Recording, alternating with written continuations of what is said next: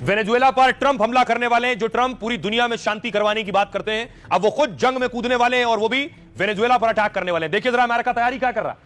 America ने सबसे पहले वेनेजुएला की एक बोट पर अटैक किया और पिछले कुछ दिनों में इस तरह की कई घटनाएं हो चुकी हैं। वेनेजुएला की जाती हुई समंदर में बोट पर ट्रंप हमला कर देते हैं, यह दावा करते हुए कि ये ड्रग्स है और ये ड्रग्स उनके देश जा रही है।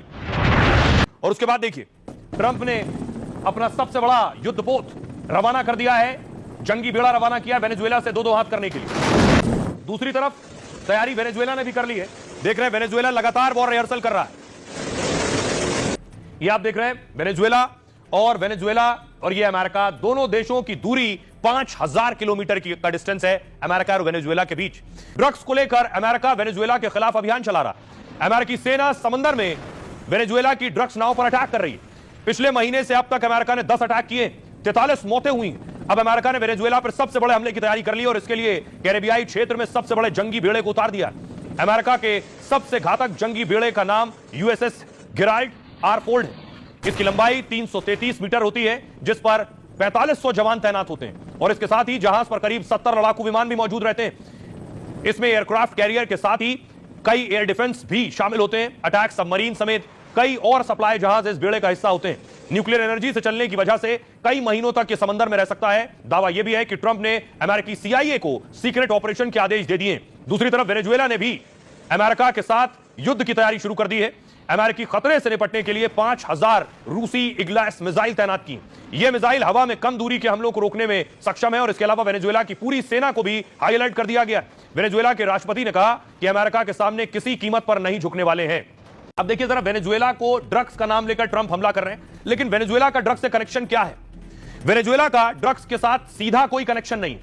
यहां ड्रग्स पैदा नहीं होती है, लेकिन वेनेजुएला सप्लाई मशीन है।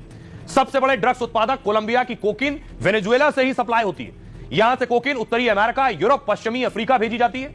एक रिपोर्ट के मुताबिक Venezuela 250 metric ton cocaine supply करता है।